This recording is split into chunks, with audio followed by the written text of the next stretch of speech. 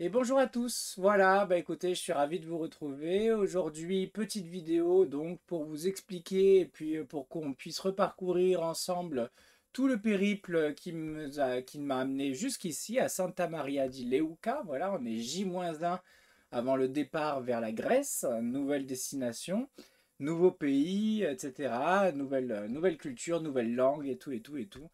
Donc pour moi, il était intéressant et important de faire déjà un bon récapitulatif pardon, des ports précédents et de tout mon parcours en Italie. Voilà, si vous avez l'occasion, vous, de partir de Méditerranée française et de vouloir aller jusque en Italie, sud de l'Italie, voire Grèce, et ben, il est fort probable que vous passiez devant nombreux des ports que j'ai pu visiter, que j'ai eu la chance de pouvoir découvrir. Donc ça va être pour moi l'occasion de vous donner un petit peu mon ressenti sur justement qu'est-ce qui a été simple en Italie, qu'est-ce qui a été compliqué en Italie, qu'est-ce qui change par rapport à navigation en France, etc. Ça va être pour moi l'occasion de vous partager aussi quelques photos de choses que vous n'auriez pas pu voir au préalable. Et ça va être l'occasion également pour moi de vous parler peut-être de certaines difficultés au niveau météo, navigation, etc. quoi. Donc l'idée c'est quand même d'englober un petit peu, de résumer le plus rapidement possible toute cette année de navigation en Italie qui a été quand même très remplie de belles choses. Et donc c'est pour ça que je voulais vous le partager. Voilà, on va rentrer directement dans le vif du sujet sans trop perdre de temps.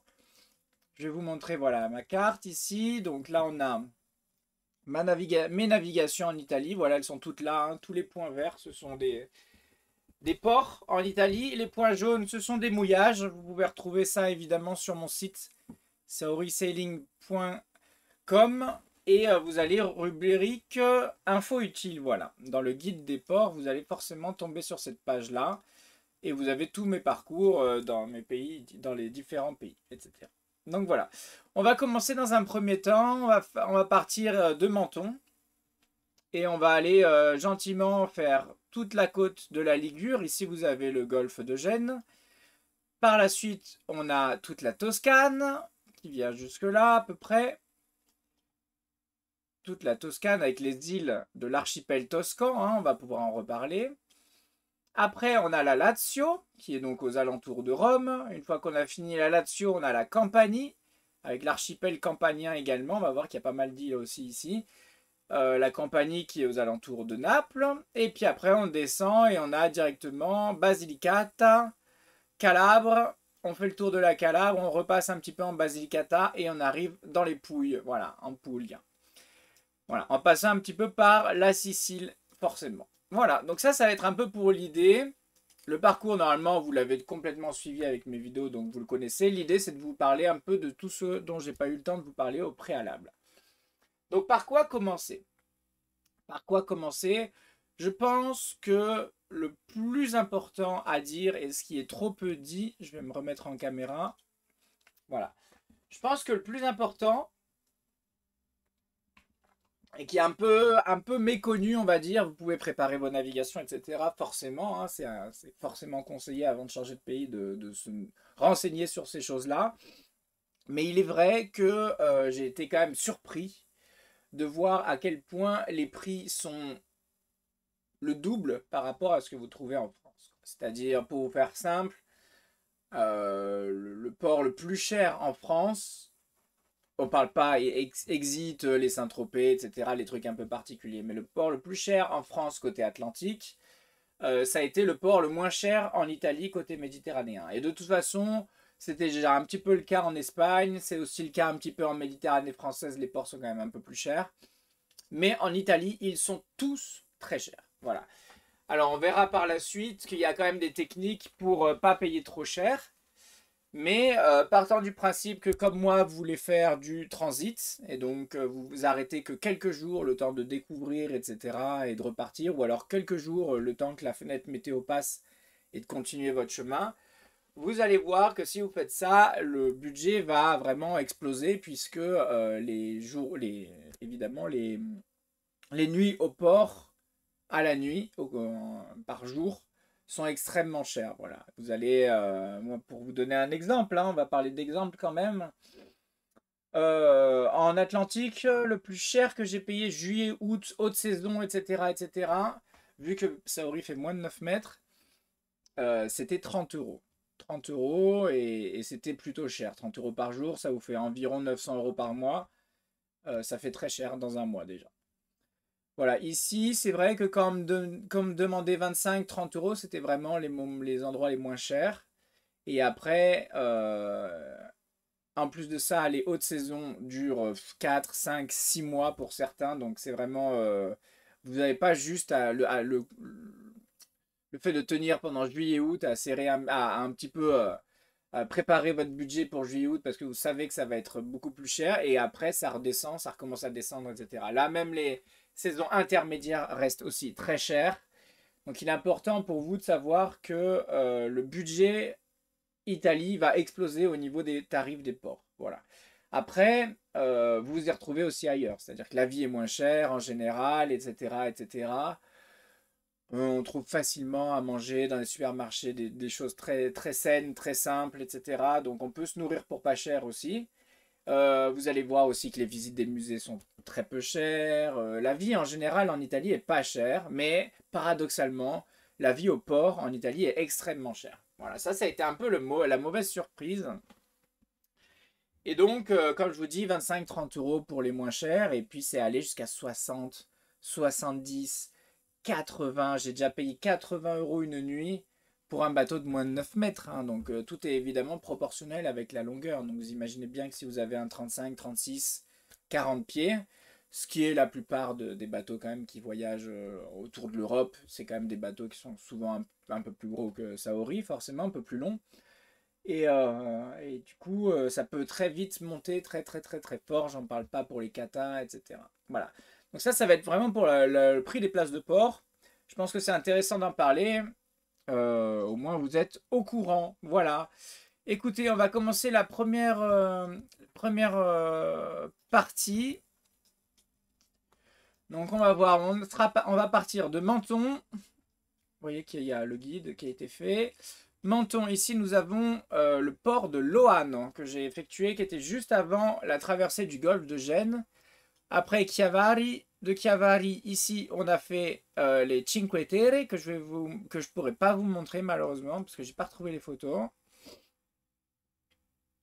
Après Viareggio, bon je vais pas vous faire tout le parcours, mais donc toute la Ligure. Vous voyez qu'on a traversé le golfe de Gênes, hein, ça va être surtout le truc principal, ça va être cette traversée du golfe. Après, vous faites du côtier gentiment jusqu'à arriver vers Livourne, au sud de Livourne, vous êtes en Toscane. Là, évidemment, il y a cet archipel toscan avec l'île de la Gorgogne qu'on ne peut pas visiter, Capraia qui est très belle, Elbe qui est très belle, qui est magnifique, Pianosa qui est toute plate, Monte Cristo où on ne peut pas y aller également, et Giglio, l'isola del Giglio, tristement célèbre pour avoir eu justement le Costa Concordia qui s'est arrêté dessus, qui avait coulé à cet endroit-là, le long de la plage. Mais voilà, la dernière des îles toscanes qui est très jolie. Et juste après, on a ce Promontorio Argentario aussi qui est très très mignon. Voilà, vous vous en souvenez, on est resté là-bas un petit moment à Porto Santo Stefano qui était magnifique et très accueillant également.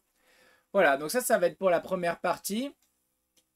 Après, on va aller gentiment jusqu'à Rome. Donc ça, c'est assez simple. On arrive en Lazio, comme je vous ai dit. Et puis après, deuxième partie, on continuera avec les îles de Campanie qui sont magnifiques. Là, tout le sud italien, quoi. Le sud italien, il y a beaucoup, beaucoup de choses à dire sur le sud italien. Donc voilà. On va commencer directement. Je vais vous montrer. Hop. Eh ben, les photos. Directement, on est parti avec les photos. Voilà. Alors évidemment, avant de partir en Italie, avant de changer de pays, avant de faire une grosse navigation et d'enchaîner des naves et des naves et des naves dans un endroit où on ne saura pas qu'est-ce qu'on va trouver. Hein. Je vous ai parlé des ports, mais je ne vous ai pas parlé des infrastructures. Hein. Les shiplanders, hein, les magasins d'accastillage sont extrêmement rares en Italie, tout autant qu'en Espagne. Et bon, pour la Grèce, on verra, on va découvrir. Mais en tout cas, Espagne, Portugal et Italie, des shiplanders, il y en a très très très très peu. Voilà, c'est très rare d'en trouver.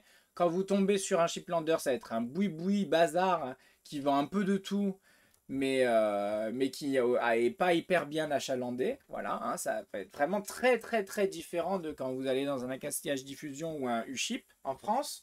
Voilà, ça vous pouvez faire une croix dessus. Voilà, si vous trouvez un petit bazar qui a un peu de tout et qui vous vendra un petit bout de chaîne, un petit bout de truc, etc. C'est bien, un petit pare-bat, c'est bien, mais ça s'arrête là souvent. Alors ils peuvent commander hein, si vous restez là-bas longtemps, mais quand même c'est bien de savoir que la plupart des choses que vous pouvez acheter très simplement dans tous les ports en France, hein, même les petits ports, etc., ils sont hyper bien équipés, achalandés en tout cas au niveau des ships. Là, c'est tout le contraire, même à Rome, même dans les villes principales d'Italie, même dans les grands ports principaux, il est compliqué également de trouver des magasins d'accastillage. C'est pas inexistant, mais c'est beaucoup, beaucoup, beaucoup plus compliqué qu'en France où vous avez juste à traverser le port et vous en trouverez un, voire deux, voire trois. Voilà, ici, vous pouvez faire plusieurs ports d'affilée sans avoir un seul magasin d'accastillage. Voilà, c'était pareil en Espagne, donc soyez bien au courant de ça. Évidemment, en Ligure et côté méditerranéen de l'Espagne, ça va mieux, parce que j'imagine parce que c'est proche de la France. Mais après, plus vous écartez et plus c'est compliqué. Donc pour cela, pour ce faire, il faut forcément bien préparer son bateau. Voilà, et là, comme vous pouvez le voir, Saori en plein déménagement. Alors, ça va être un petit peu décousu certaines fois pour les photos, etc. Vous m'excuserez. Donc, on a fait le déménagement. J'ai fait le déménagement de Saori pour pouvoir faire l'entretien de Saori. J'ai changé le gréement dormant. Donc, j'ai changé les haubans avant de partir. Le haubanage, vous voyez, filière plus hauban. Pourquoi? Je vais mettre ma petite caméra à côté, ça vous dit? Comme ça, vous me voyez en même temps.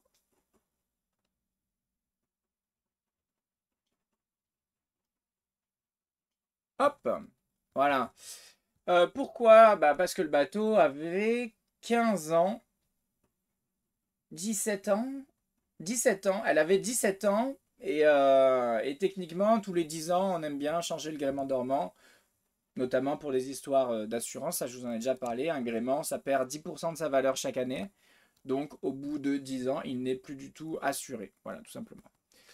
Voilà, ridoir, etc. Tout ça, ça a été changé. Les boulons de quilles, on les a changés. Vous voyez, de l'état dans lequel c'était, il fallait absolument intervenir pour pouvoir repartir en toute sécurité. Donc ça a été changé.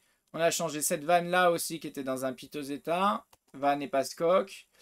On a changé le joint tournant, puisque donc c'est là où traverse l'arbre d'hélice, puisque c'est une pièce hyper sensible, avec une voie d'eau hyper compliquée à traiter si jamais. Donc on prend jamais de risque avec les joints tournants. Dès que vous pouvez le changer, changez-le. C'est 5 ans. 5 ans, c'est bien, quoi. Maxi 5 ans. Voilà, une Saori toute propre. Hein. Vous voyez que le déménagement, une fois effectué, le Saori est toute bien spacieuse. Vous voyez un petit peu ce bateau, comme il est beau quand même. Il est beau, mon bateau. Il est beau. Et voilà, 18 ans, quand même, beaucoup d'entretien. Hein. Pour arriver à avoir un vaigrage tout blanc comme ça, il faut bien frotter. Pour avoir une coque nickel, etc., il faut aussi bien surveiller. Il faut aussi jamais forcer, jamais brusquer les choses, jamais casser, jamais taper. Ça, c'est important aussi. Hein. Ça fait quand même 8 ans maintenant que je vis à bord du bateau et j'ai réussi encore, malgré toutes ces années de vie à bord, pardon, de préserver tout ce qui est boiserie et compagnie. Voilà, ça a été aussi un achat que j'ai fait cette année. Très, très, très, très pratique. On a donc des petits placards. Ça, c'est dans ma cabine arrière, comme vous pouvez le voir. C'est là sur le côté gauche.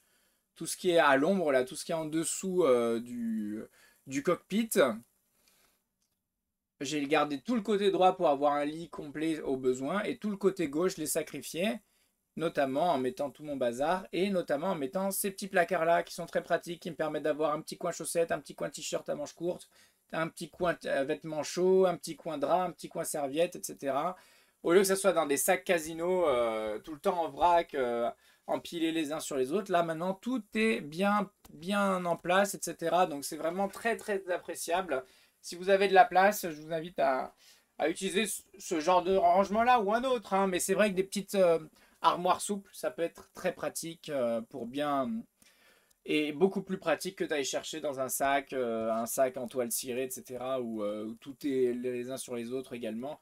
Là, vraiment, en une seconde, je vais chercher ce que je veux, comme si j'avais une penderie, quoi. Donc c'est quand même très pratique dans un bateau. Voilà, donc tout ça, ça s'est effectué à Port-Camargue. Port-Camargue, vous en avez longuement parlé. Voilà, il y a les petits flamants roses, forcément. Voilà, on s'est rendu compte, une fois qu'on a enlevé les boulons de quilles, que les tiges filetées, au final, étaient en bon état, hein, à part en haut, vraiment, où c'était un peu abîmé. Mais la rouille avait complètement soudé les écrous, la rondelle et la tige filetée. Donc tout était un peu pris dans la masse. Donc au final, j'ai décidé de tout changer et de repartir sur du neuf. Sachant que les tiges filetées, c'était pas forcément ce qui allait être plus cher. Ce qui est le plus cher, évidemment, c'est la main-d'œuvre. Voilà, donc voici la quille de Saori qui a été toute bien nettoyée, polish, etc. Vous voyez, Saori qu'on peut retrouver sans quille et sans mât, hein. Une petite coque de noix là. Ça fait bizarre de la voir comme ça. Donc la quille a été traitée, etc. Tout nickel pour repartir sur du neuf. Carénage de Saori en cours, comme vous pouvez le voir, avec son petit bandeau. Là, le ponçage a été bien fait, on peut le voir. Le petit Olivier, hein, donc le petit Olivier date quand même de Port-Camargue. Hein, donc s'il date de Port-Camargue, c'est qu'il a plus d'un an, quoi. C'est qu'il a plus d'un an aujourd'hui, et ça, c'est une bonne nouvelle, quoi. Voilà, alors ça, c'est l'arrière du moteur. Je vais vite, hein, parce qu'il y a beaucoup de choses à vous montrer. Là, en gros, je vous résume la préparation du bateau pour partir. Voilà, qu'est-ce que j'ai pu faire? Évidemment, il y a pas mal de choses que je vous ai déjà montrées en vidéo, donc je ne me répète pas. Par contre, ça, je vous avais pas eu l'occasion de vous le montrer, donc je vous le montre. Voilà.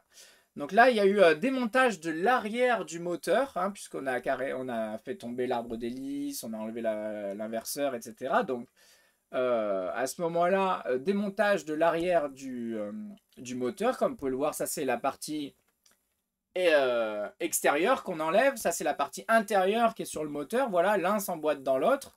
Et au milieu, on va avoir le damper que vous allez voir par la suite. Donc là, on est vraiment à la liaison entre tout ce qui est moteur et inverseur. D'accord? Le moteur, lui, il fait tourner toujours dans le même sens un axe. Et l'inverseur, lui, c'est une espèce de boîte à vitesse avec des pignons, un système d'engrenage qui va permettre de passer de marche avant à marche arrière. Il utilise le même sens du moteur, la même puissance du moteur avec le même sens de rotation.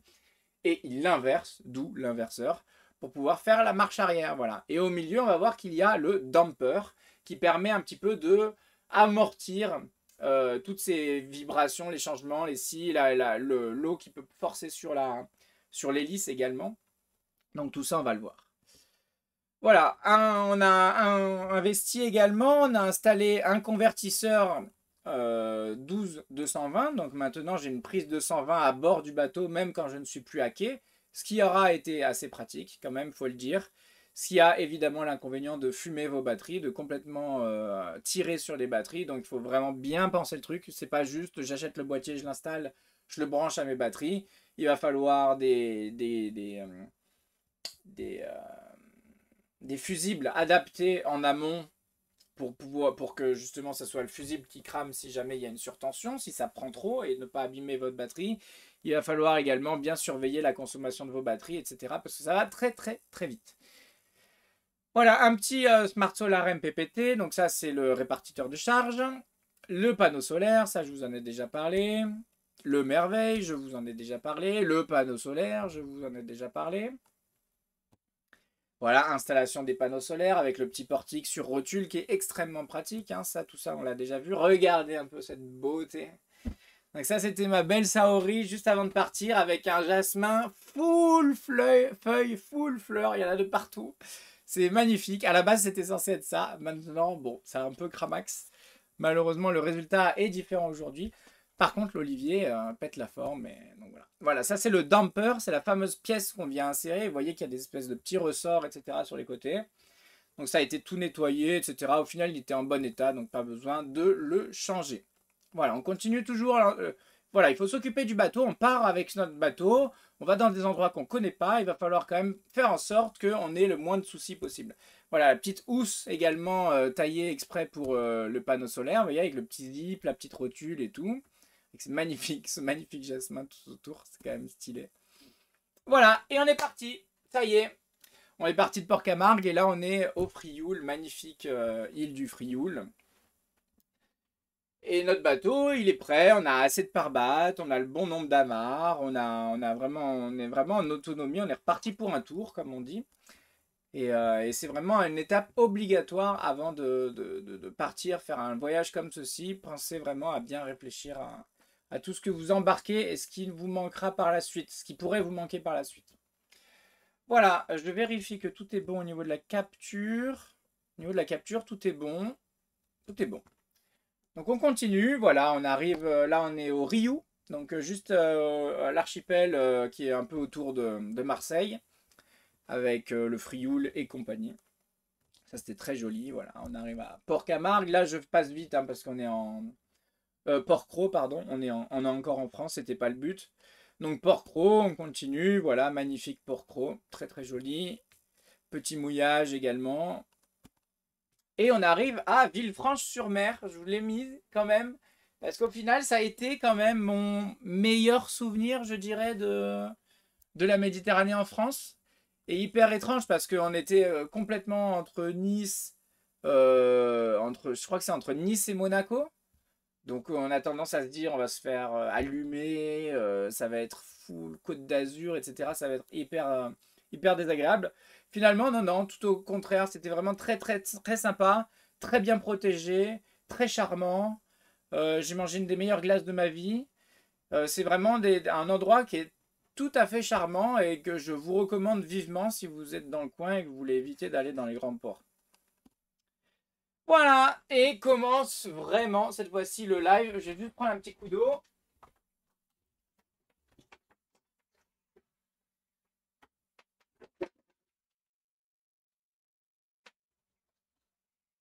Voilà, actuellement nous sommes à Menton. Et en face, que vous voyez, la montagne que vous voyez en face, c'est l'Italie. Voilà, tout simplement. Avec, on voit le péage, etc. On voit tout.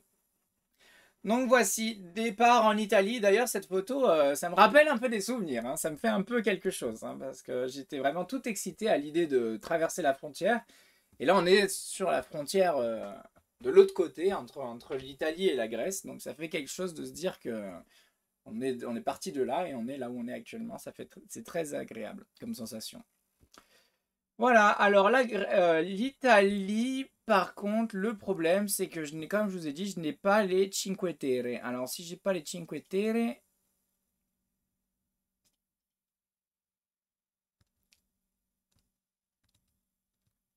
hop, voilà, je vais quand même vous en parler. Je voulais vous parler aussi au niveau d'un peu de la météo, des navigations, etc., etc. Je pense que ça peut être intéressant. Je vais essayer de vous trouver une fenêtre qui est sympa. Voilà, celle-ci, elle est pas mal.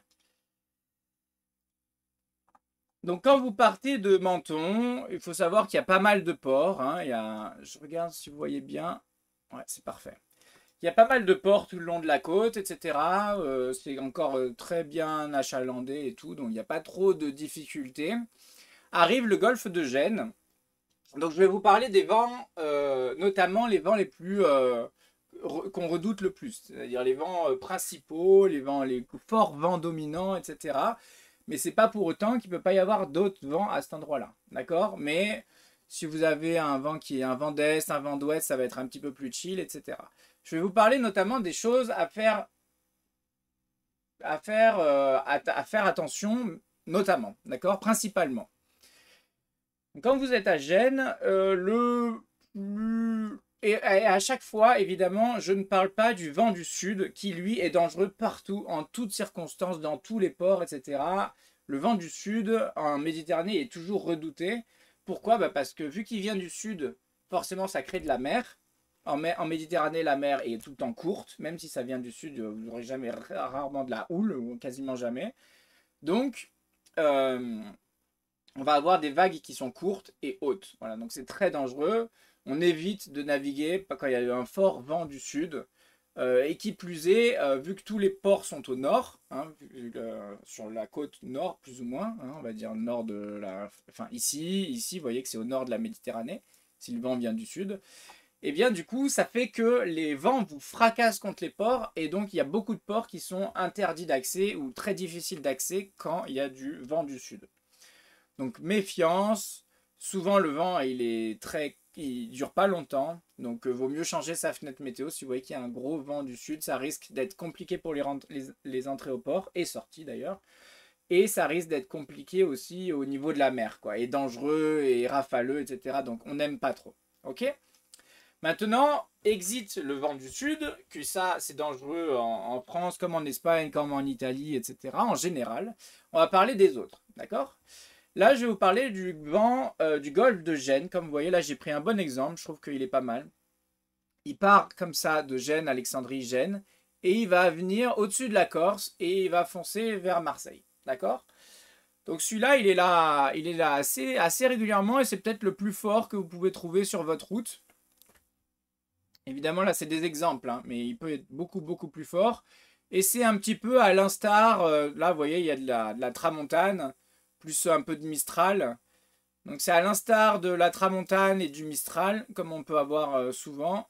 Vous voyez, là, carrément, vous voyez que il peut aussi, venir jusqu'à la France, hein. Donc c'est vraiment ce vent-là qui va être un petit peu délicat, qu'il va falloir essayer d'éviter parce qu'il est complètement face à vous quand vous partez de France, quoi.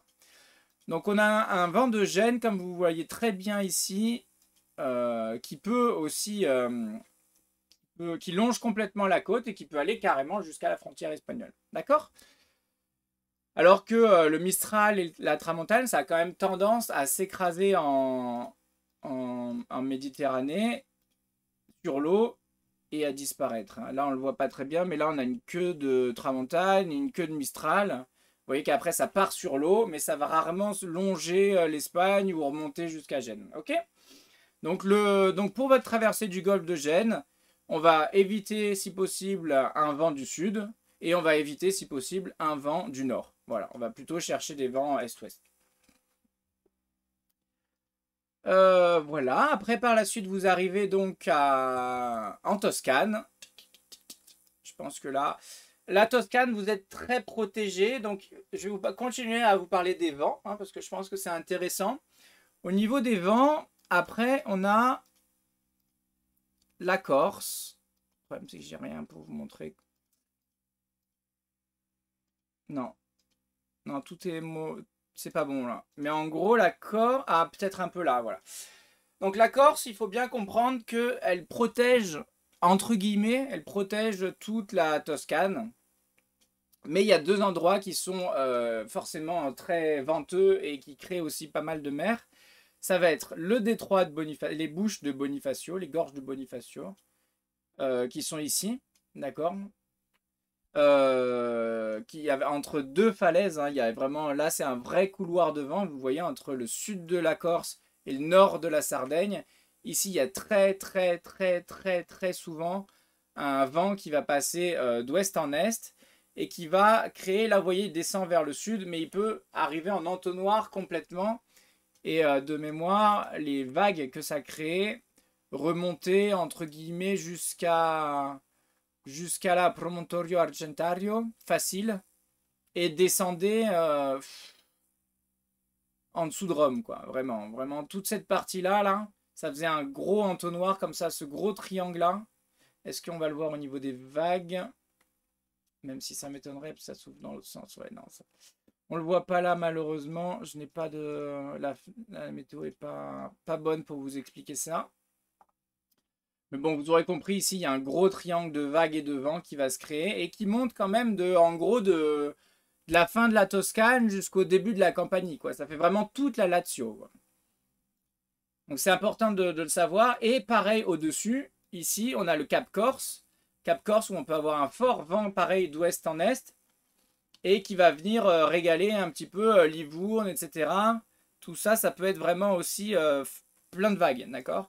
Par contre, dès que vous arrivez entre Piombino et Ortobello, donc de l'île d'Elbe jusqu'au Promontorio Argentario, là, vous êtes caché par la Corse et c'est plutôt tranquille les conditions de navigation, ce qui permet de naviguer autour de Elbe sans souci, etc. et de se faire des belles navigations On va venir chercher un petit vent comme ça, sud-est ou un petit vent nord-ouest pour monter ou pour descendre. Voilà, donc là, ça va être vraiment une petite zone de calme qui ne l'est pas tout le temps forcément, hein, vous voyez, mais en tout cas, on peut avoir... et là, il y a 30 nœuds, c'est à peu près... c'est difficile d'avoir beaucoup plus dans cette zone-là. Avec des vents, comme je vous ai expliqué, sud-est ou nord-ouest. Attention, méfiance toujours, hein, il y a 2 ans, fin août, et c'est là où est arrivé la fameuse, le Médicane, le fameux gros ouragan en Méditerranée qui était parti du nord de la... qui avait ravagé le nord de la Corse, mais qui avait fini sa course aussi ici. Hein. Donc quand je vous parle de quelque chose, c'est pas sur tout le long de l'année, etc. On parle bien là des vents dominants, de comment choisir ses fenêtres, etc. Qu'est-ce qu'il faut éviter pour mieux avoir une meilleure mer, tout simplement, avoir un meilleur plan d'eau et moins galérer. Donc on a bien parlé du vent de Gênes pour la traversée du golfe de Gênes. On a parlé des vagues du Cap Corse quand on arrive ici. Après, on a parlé du petit moment de calme. Et là, on parle des gorges de Bonifacio qui régalent et qui souffrent très, très, très souvent. Hein. C'est vraiment très souvent que là, il y a... C'est encore différent parce qu'il y a une petite dépression. Mais normalement, cet endroit-là, vraiment, ça va vraiment faire un gros triangle comme ceci. Ok? Donc voilà pour le vent. On reprendra après. Et on reprend nos photos. Voilà, donc là on arrive, comme je vous expliquais, on arrive... Et non, je ne vous ai pas parlé de Cinque Terre. Oh là là, ça va être long, je sens. Alors, les Cinque Terre, parce que les 5 terres, c'est quand même quelque chose... Donc c'est ici, hein, je vous le mets, c'est juste là. C'est cette bande-là, si je ne dis pas de bêtises, ouais, c'est ça. Ils sont tous là. Les Rio Maggiore, ça fait partie. Voilà. Donc il y a Chiavari qui est ici, voilà. Donc Chiavari, Lavagna qui sont ici. Hop, peut-être mettre Maps.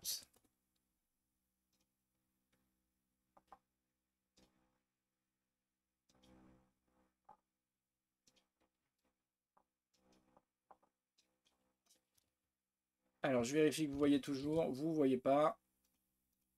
Internet. Voilà. Alors. Du coup, les Cinque Terre, parce que les 5 terres, c'est quand même, on en fait tout un fromage français, italien, etc. Tout le monde en parle, c'est connu dans le monde entier. Il y a le monde entier qui se déplace pour venir voir ces 5 terres, donc forcément, j'avais beaucoup d'attentes de cet endroit-là. Le plus simple pour visiter toutes les 5 terres, alors à terre, ça va être de prendre le petit train qui fait tous les petits villages les uns après les autres. Par la route, je crois que c'est très compliqué en voiture. Mais en tout cas, c'est conseillé de le faire en train à ce moment-là. Voilà, si vous venez en bateau, il est conseillé de s'arrêter dans un des 2 grands ports qui sont avant la Chiavari ou Lavagna. Et après, vous avez une petite journée de nave, tranquillou, pour vous faire tout, et puis vous arrêtez, soit à La Spezia, soit nous on est allé quand même jusqu'à... On a un petit peu continué, on est allé à Viareggio. Viareggio qui est ici. Voilà.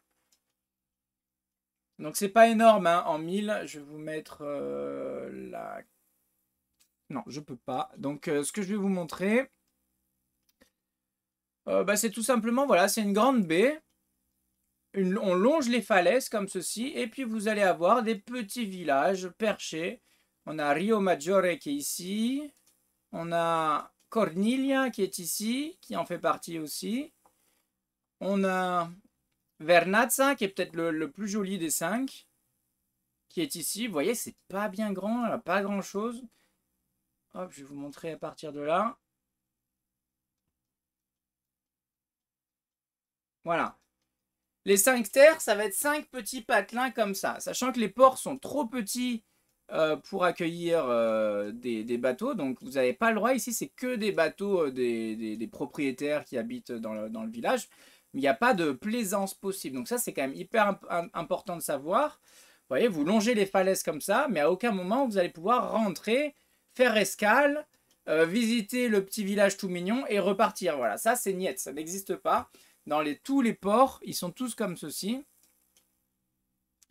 Voilà pour Vernazza. Qu'est-ce que je peux vous montrer d'autre? Le premier, c'est Monterosso, qui est le moins joli parce que c'est tout plat. Vernazza, c'est le plus joli. Corniglia aussi, c'était joli.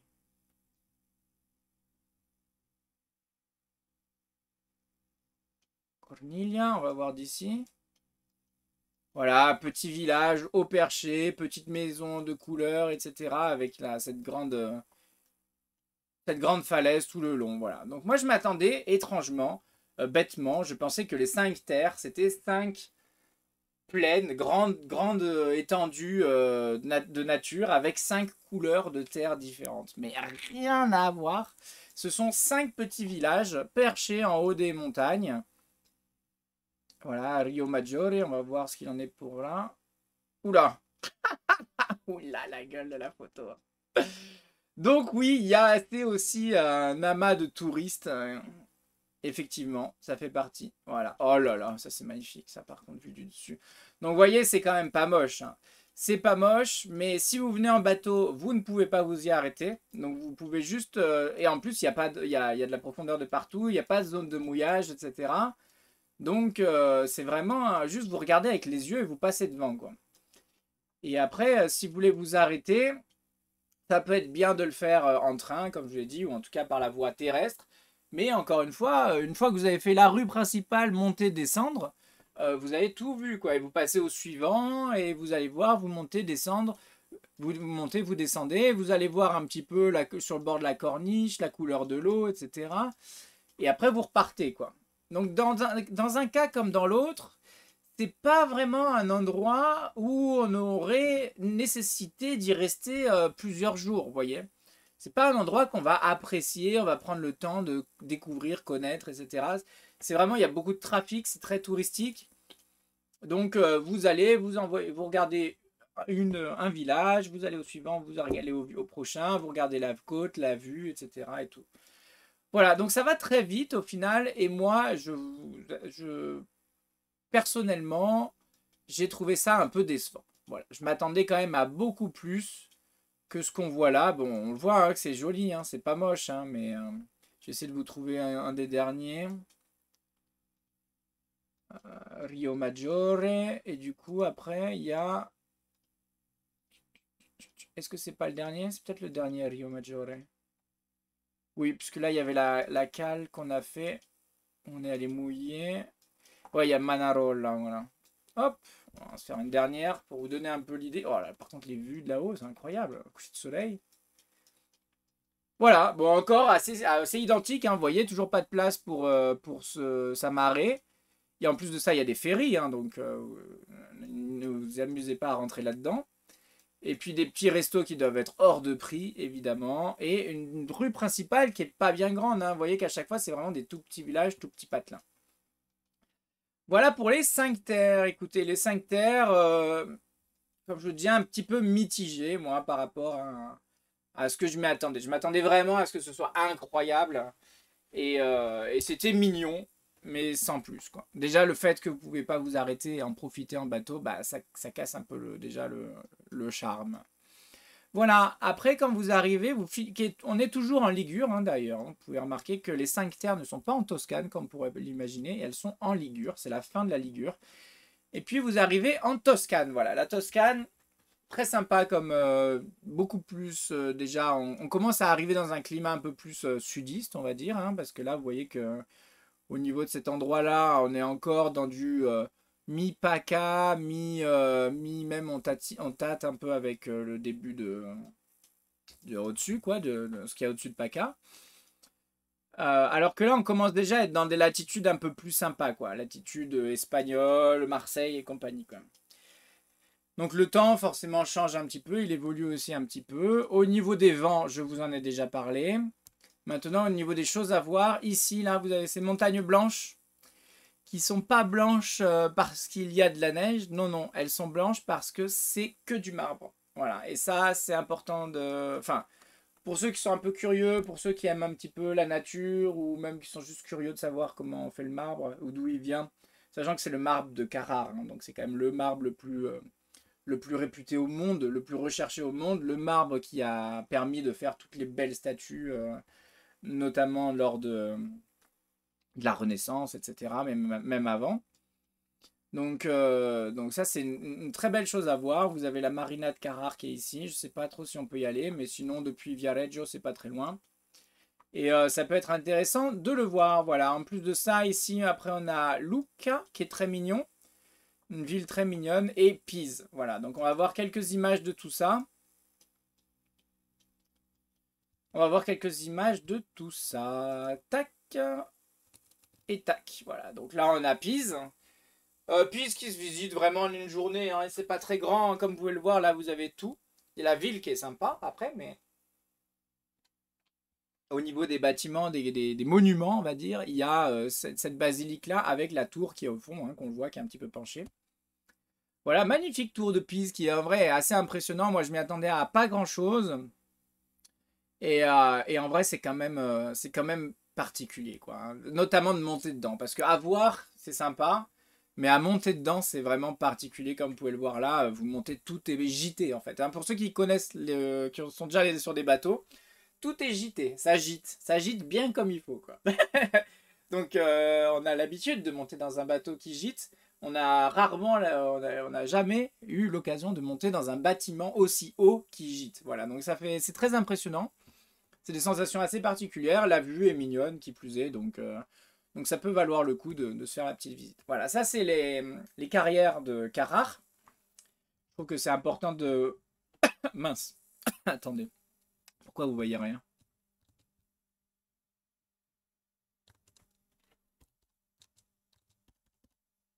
Mince.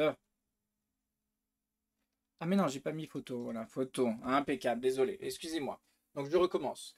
Donc là, on a la basilique avec la tour de Pise dans le fond. On a ici la tour de Pise, comme je vous ai expliqué, qui était assez sympa à grimper. Voici la vue d'en haut avec, vous voyez bien à quel point ça penche, hein. Il y a quand même bien, je sais pas combien de degrés, mais c'est quand même sympatoche. La sensation est très particulière, hein, vraiment. C'est une sensation assez particulière et qui plus est, la tour continue de pencher d'année en année. Donc peut-être qu'un jour elle s'écroulera et donc c'est peut-être une visite qu'il faut faire avant que ce soit plus possible. Ou en tout cas, avant qu'elle tombe, j'imagine qu'elle sera interdite de visite. Là, pour l'instant, on peut encore monter ces marches qui sont des marches en marbre qui sont creusées par le passage humain. C'est impressionnant. Donc c'est une belle visite à faire, je pense, c'est sympa. Et encore une fois, n'y restez pas une semaine, hein, ça vaut pas le coup. Vous y allez juste une journée, le temps de visiter un peu la ville, c'est déjà très sympa. Voilà, donc là on parle des carrières de marbre, de Carrare. Donc je vous invite à aller voir, vous voyez un peu. Donc la plupart évidemment sont taillées dans la montagne directement, sur la falaise, sur le flanc de la montagne. Mais je vous invite grandement à faire la visite, je crois que je l'ai vu tout à l'heure, là, sur la Maps, qui s'appelle Marmotour Michelangelo. Voilà, je vous invite à faire ce Fantiscritti, voilà, c'est ça. Je vous invite à faire cette balade-là si vous y allez. Pourquoi? Parce que ça sera une balade guidée au travers des montagnes de Carrare et notamment vous allez rentrer dans la montagne. Et il se trouve qu'à une certaine époque, il y a un homme, un mec, une personne qui a décidé de, au lieu de creuser le flanc de la montagne, on va aller à l'intérieur de la montagne voir ce qui se passe. Donc ils ont creusé un tunnel. Donc vous imaginez une montagne avec, je crois que c'était 400 mètres de hauteur au-dessus du centre de là où ils ont creusé, avec un couloir qui fait 300 mètres à droite, 300 mètres à gauche pour ressortir sur les flancs de la montagne, donc bien au milieu, et il y avait encore 300 mètres de hauteur pour arriver au niveau de l'eau, quoi. Donc vraiment ils se sont mis au centre de la montagne pour voir ce qu'ils ont y trouvé. Voilà. Et qu'est-ce qu'on y trouve? Attention. Oh on y trouve ça, voilà, tout simplement, du marbre à foison. Sachant que les taches grises que vous voyez, c'est du dépôt, que ça va être de l'activité humaine, etc., notamment peut-être les moteurs. Mais une fois lavé, là, c'est que du marbre blanc à 99,999% de calcaire. Voilà, ce qui fait qu'il est très très blanc et très réputé. Et vous avez ces petites veines grises, mais qui sont très poreuses, comment expliquer, mais qui sont très légères, qui sont un petit peu fumées, mais qui ne sont en aucun cas bien distinctes et bien dessinées. Voilà, si vous voyez du marbre blanc avec des traits gris bien distincts, bon, c'est de la contrefaçon, c'est du fake, d'accord. Il est vraiment très, c'est nébuleux, c'est nuageux, c'est, je sais pas si on va si je vais vous en montrer par la suite, si on va en voir. En tout cas, c'est impressionnant, vous voyez, il laisse des colonnes de plus de 15 mètres de haut, comme ça, 15 mètres de hauteur. De temps en temps, il laisse des gros paquets de marbre, tout simplement, pour faire des piliers, mais sinon, il continue à creuser une galerie infinie. Et sachant que les blocs qu'ils enlèvent, ils font 15 mètres de haut, 3 mètres de large et 3 mètres de long, on va dire. Donc la base fait 3 mètres sur 3 et la hauteur fait 15 mètres. Et ils enlèvent les blocs comme ça. D'ailleurs, vous les voyez, hein, il y a un bloc là, il y a un bloc là, un bloc là. Là, il y a 4 blocs. Là, il y en a encore un qui est là, etc., etc. Mais là, eux, ils les ont laissés parce que c'est ce qui sert de pilier. Ceux qui étaient à côté, ils les ont récupérés. Voilà, donc c'est juste sublime, c'est un truc à voir dans sa vie. Qui plus est, il y a le lardo di Colonnata qui est une spécialité qui est à Colonnata, juste à côté, où ils font fumer du lard pendant des mois dans des vasques en marbre, avec en plus de ça du gros sel par-dessus et des petites herbes et tout. Donc c'est très très très particulier. C'est un lard qui est réputé dans l'Italie entière, hein, qui est très très recherché. Peut-être le meilleur lard d'Italie. Voilà, il viendrait de là-bas et du coup, c'est juste à côté. Donc, je vous invite à y aller et à découvrir ça. On voit aussi qu'ils mettent du vin, etc. Bon, après, c'est un petit peu plus, hein, c'est un peu plus vraiment pour le tourisme. Mais la vraie spécialité, c'est le lardo di Colonnata qui est juste là-bas, voilà, qui ne se fait que là-bas. Voilà, je pense que la photo parle d'elle-même, hein, c'est un endroit complètement exceptionnel. Je vérifie que tout est bon, ouais. Exceptionnel, qui est vraiment d'une beauté sans commune mesure. Au niveau géologique, là, vous avez jamais vu un plafond plat comme ça. C'est long, c'est des centaines de mètres, hein. Je vous remets l'échelle, hein, mais regardez l'échelle avec des humains dedans, hein. Ah, c'est impressionnant, impressionnant. Donc ça, c'est vraiment une des plus belles choses que j'ai vues en Italie. C'est pour ça que je m'attarde là-dessus. Voilà, départ de Viareggio. Donc on continue notre tour, on est à Viareggio et là on va arriver dans les îles en Toscane, quoi, tout simplement. Donc là on arrive en Toscane, on a passé juste la Ligure, on a mis 47 minutes pour faire la Ligure. Let's go.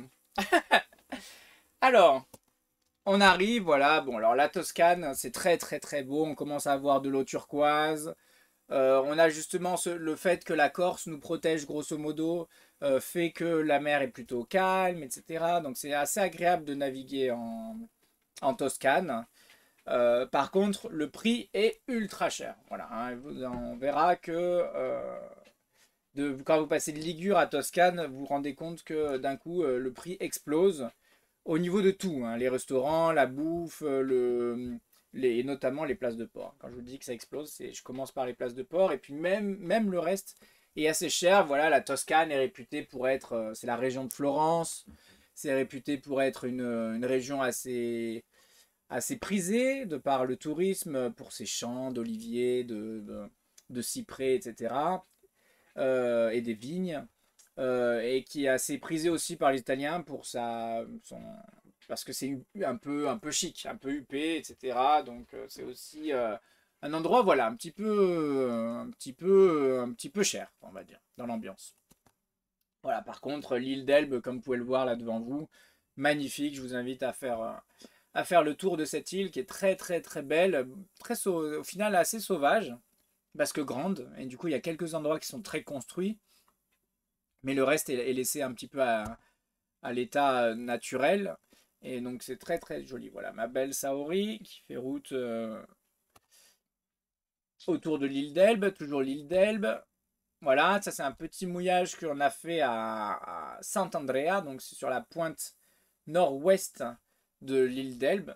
Très sympa, avec une petite navette qui vient vous chercher. Et attendez, j'ai ma planche qui s'est cassée la gueule, j'arrive.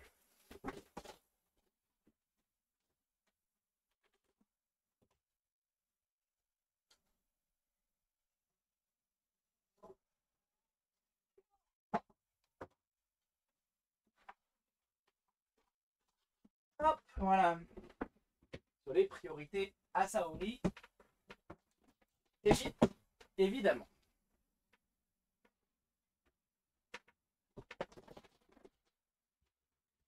Hop. Donc le Porto Sant'Andrea qui était très très sympa, petite navette qui vient vous chercher, petit glacier juste en face de la plage, c'était vraiment cool. Voilà, depuis l'autre vue, hein, de là c'était en repartant, on voit ce petit port avec ce petit mouillage qui est très mignon. Voilà, on continue hein, nos navigations, voilà, on continue à faire le tour de l'île d'Elbe qui est quand même magnifique, hein, donc c'est pour ça que je vous ai donné pas mal de photos. Voilà, petit paysage toscan classique avec les cyprès, les oliviers, les champs d'oliviers, les vignes, là il y a tout là. Il y a tout. On est juste au bord de la route là, hein, donc c'est pas non plus un endroit incroyable et très prisé. C'est comme ça sur des kilomètres et des kilomètres et des kilomètres. Voilà, on continue. On a un joli petit caillou là, j'ai trouvé ça sympa. Et on arrive à Porto Santo Stefano, hein, si je dis pas de bêtises. Oui, Porto Santo Stefano. Donc là, vous vous en rappelez, ceux qui ont suivi les vidéos. C'est le moment où j'ai eu mon problème de batterie moteur, c'est le moment où il y a la tempête qui est arrivée, c'est le moment où il y a eu pas mal de choses qui se sont enchaînées. Euh, Finalement, j'ai pu rebooster la batterie, le temps de repartir jusqu'à la côte, jusqu'au continent, et par la suite, changer la batterie moteur, et tout s'est bien passé. Voilà. Mais par contre, cet endroit-là était vraiment particulièrement magnifique. Regardez ma princesse comme elle est belle, avec son olivier, ses petits panneaux solaires, tout bien protégé, etc. Là, elle était vraiment bien là.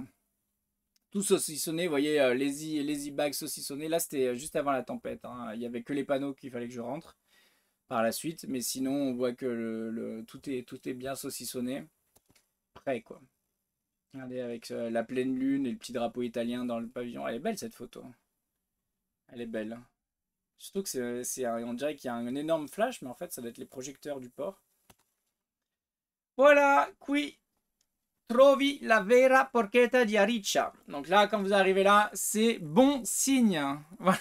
Attendez. Parce qu'on va un peu vite en besogne. Je reprends. On va mettre Internet. Voilà. Enlever les photos. Et donc, je vais vous montrer un petit peu le chemin qu'on a fait. Donc là, on est arrivé. On a fait le tour de l'île d'Elbe. Alors, j'ai pas pu faire les autres îles. Parce qu'il y en a pas mal qui sont interdites d'accès. Et d'autres qui étaient un peu loin. Qui m'écartaient un petit peu plus. Voilà, ici on parlera ou pas de Scarlino qui est ici, qui est vraiment un port très très cher et très au final que je déconseille énormément quoi, parce que de toute façon, je pense que je vais vous en parler dès maintenant. Mais en gros, on a parlé au tout début en préambule des prix des ports, etc. Mais il faut savoir qu'il y a une règle en Italie qui marche à chaque fois. Je vais juste hop, faire ça pour l'instant. Il y a une règle en Italie qui marche à chaque fois, c'est que plus vous êtes dans des endroits chers, moins, moins moins les gens autour de vous seront sympathiques. Voilà, c'est très particulier. Mais en gros, en Italie, plus vous allez dans les endroits pas chers et un petit peu pas très ultra touristiques, etc. Voilà, dès que vous écartez un petit peu de ces destinations-là, eh bien, d'un coup, d'un coup, vous retrouvez les vrais Italiens, quoi. Donc, les Italiens qui sont adorables, cœur sur la main, que vous avez à peine discuté avec vous, vous faites déjà partie de sa famille. Enfin, c'est hallucinant. Voilà. On en parlera par la suite quand on arrivera en Italie du Sud. Je vous donnerai des exemples peut-être. Mais ce côté de chaleur humaine, cet accueil en Italie, que j'ai retrouvé partout ailleurs, hormis les zones chères, ça a été vraiment ce qui fait la force numéro 1 de l'Italie, c'est clairement les Italiens. Avant même la bouffe, avant même la météo, avant même tout ça. C'est vraiment cet accueil que j'ai reçu à chaque fois, etc. Et cette gentillesse avec les étrangers, avec les gens qui ne parlent pas leur langue, etc. C'est pas que moi parce que je parle italien, c'est aussi... j'ai eu l'occasion d'être avec des amis et je me suis bien rendu compte que c'était pas juste parce que j'étais là et que je parlais italien.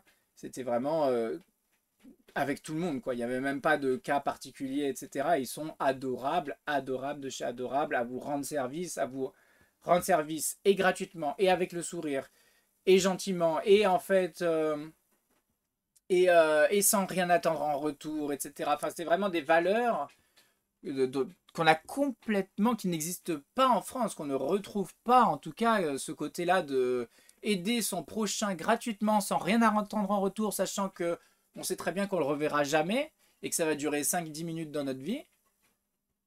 Bon, bah en France, on se dit, oh, je vais pas perdre mon temps, quoi. Alors que là, au contraire, les gens se disent, je vais perdre mon temps volontiers et ça va égayer ma journée. Et ça va égayer la journée de la personne que j'aide. Et c'est un cercle vertueux qui fait qu'à la fin, tout le monde s'entraide, tout le monde est sympa, tout le monde est souriant les uns avec les autres, tout le monde se dit bonjour, bonsoir dans la rue. Euh, et puis au final, on se retrouve à manger ensemble, à discuter, à faire ci, etc. Du coup, il se passe des choses, des rapports humains qu'on a complètement perdus ailleurs. Voilà. Donc tout ça, c'est uniquement dans les zones en dehors des zones ultra touristiques. Voilà, je vous le dis tout de suite, les zones ultra touristiques, maintenant que ça c'est fait, c'était quand même important de vous en parler parce que c'est mince. Parce que il faut le savoir quoi. Parce que si vous allez que dans les régions enfin ultra prisées, et ben du coup on va vraiment vous parler comme de la merde et vous allez vous dire mais les Italiens, bon, c'est pas ce que j'y attendais quoi. Hop, voilà, je vous remets là, ici comme ceci. Et donc, je vais même peut-être baisser un peu ça. Ça, voilà, comme ça, moi, je serai plus grand. Voilà. Ok. Donc, on continue. Je vais vous expliquer donc les 3 zones interdites. Les 3 zones, en tout cas, si vous y mettez les pieds, soyez prévenus, soyez au courant. Ça va être la Toscane. Donc, la Toscane, ça va de, je crois, de la Spezia à peu près par là, au Promontorio Argentario. Donc toute cette zone-là, qui est la zone de Florence, etc., qui est une zone très très chère, et donc avec des gens c'est très bizarre parce que les Italiens, comme je vous dis, ils sont là, le cœur sur la main, gentils, ils vous ouvrent toutes les portes, etc. Et d'un coup, vous arrivez dans une zone où tout coûte 3 fois plus cher, et d'un coup, on vous parle comme si vous étiez un vulgaire, je sais pas, enfin vraiment, il n'y a plus aucune empathie, au contraire, vous devenez un portefeuille sur pattes, alors que vous avez complètement enlevé cette habitude-là au préalable. Hein. Donc ça peut choquer. J'imagine que si vous faites que les régions ultra touristiques, bah, vous allez vous dire bizarre l'ambiance. Alors que si vous faites un peu de tout, bah, d'un coup, vous allez du jour au lendemain, vous allez passer de tout au tout, et ça peut être très perturbant, d'accord? Après, j'exagère un peu, hein. Évidemment, ça reste subjectif. Il y a des gens très sympas en Toscane. Vous pouvez aussi trouver un con en Ligure, même si c'est plus dur. Mais ça existe, d'accord? Là, je parle vraiment de la. On parle pas de est-ce que les gens sont sympas ou cons. On parle de le fait que plus vous allez dans un endroit cher, moins le service sera bien. En fait, c'est ça qu'il faut comprendre. C'est que même si vous pouvez payer super cher, l'infrastructure sera pas forcément mieux, hein, parce qu'on vous fait tout payer, on vous fait payer l'eau, les toilettes, les douches, l'électricité, le scie, le taquet de ponton, l'amarrage, on va tout vous faire payer, mais pour autant, vous n'êtes pas mieux qu'ailleurs, quoi. Hein. Encore une fois, je prendrai l'exemple classique de Ponza, où à Ponza, j'ai payé 60 € la nuit pour être en longside le long du quai des ferries, sans eau, sans électricité, sans douche, sans toilette. Et j'ai payé le prix fort, quoi. 60 € la nuit, c'est vraiment très cher, quoi. Ok? Donc c'est pour ça que voilà, je voulais vraiment vous en parler et que vous soyez bien au courant de tout ça. Donc il va y avoir la Toscane qui va être très chère, la Campanie, donc la Campanie c'est toute la région de Naples, ça qui est réputé quand même pour être l'endroit le plus cher d'Italie et le plus beau. Donc il y a la Campanie et derrière il va y avoir la dernière surprise que j'ai eue et que je ne pensais pas que ça allait être le cas, mais bon, j'ai été très désagréablement surpris de me rendre compte que les Pouilles faisaient partie du lot et que tout est 3 fois trop cher par rapport à ce que c'est et que les gens sont antipathiques alors que vous venez de sortir de la Calabre et de la Basilicata où vous vous demandez comment c'est possible d'être aussi sympa. Voilà. Donc c'est important, hein. Moi c'est vraiment ça que je voulais vous dire, notamment hein, le live il sert surtout à ça, à vous donner les endroits à éviter, à pas avoir de mauvaises surprises, etc.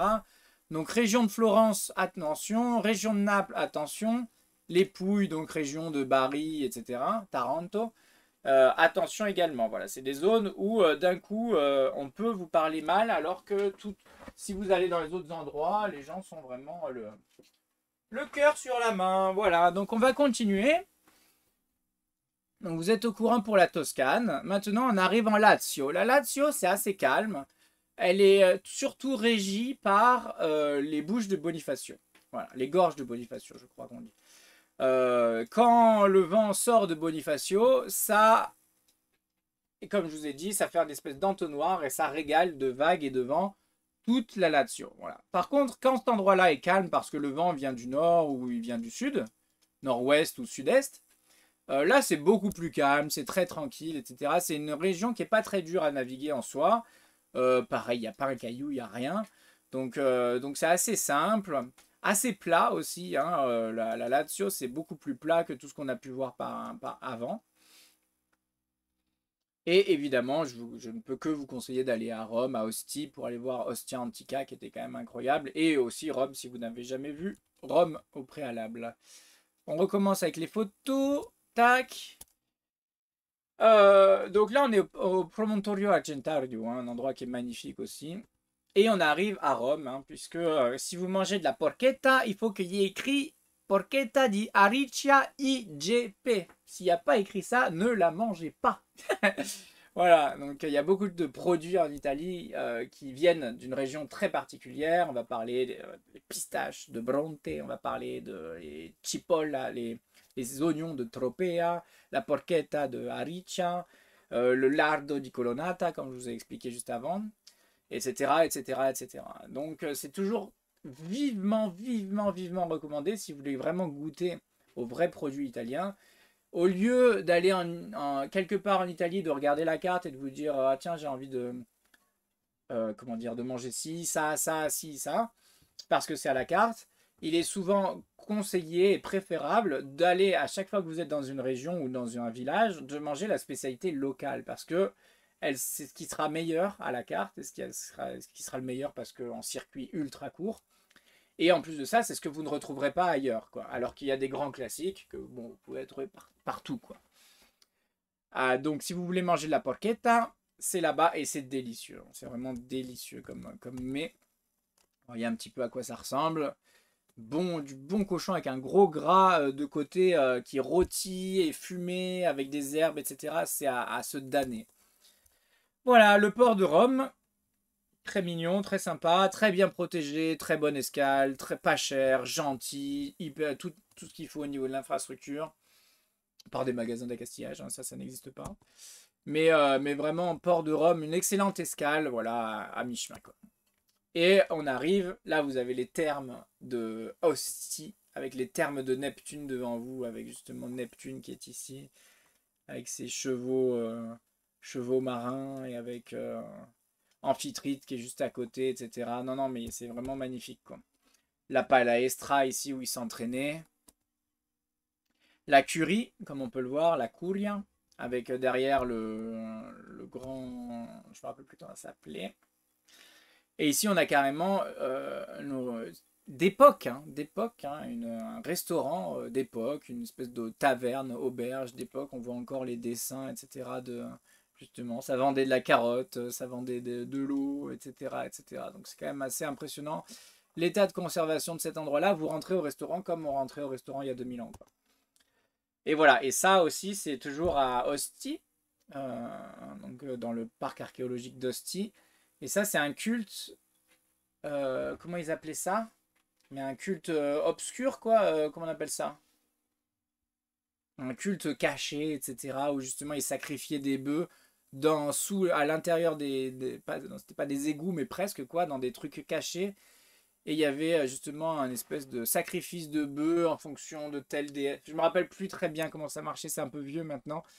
Mais il y avait des rituels obscurs, quoi, sombres rituels.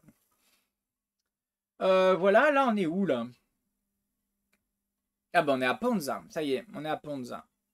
Donc ce qu'on va faire, je vais faire une petite pause du live, je vois que ça fait 1 heure, c'est parfait. On va le faire en 2 parties, je pense que c'est mieux. Donc là on a la partie qui nous mène de Menton jusqu'à Rome.